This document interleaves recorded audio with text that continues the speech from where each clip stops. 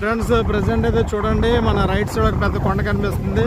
అంటే ఇక్కడ క్వారీ లారీలు కూడా కనిపిస్తున్నాయి. ఎదురుగా చూడండి మన 6 రోడ్స్ అనేది కూడా ఆ హైవే ఎట్లా వేస్తున్నారు అనేది మనకి క్లియర్గా కనిపిస్తుంది. చూడండి ఫ్రెండ్స్, డైవర్షన్ హెడ్ మల్లింపు అని ఇక్కడ ఆల్రెడీ బోర్డు ఉంది.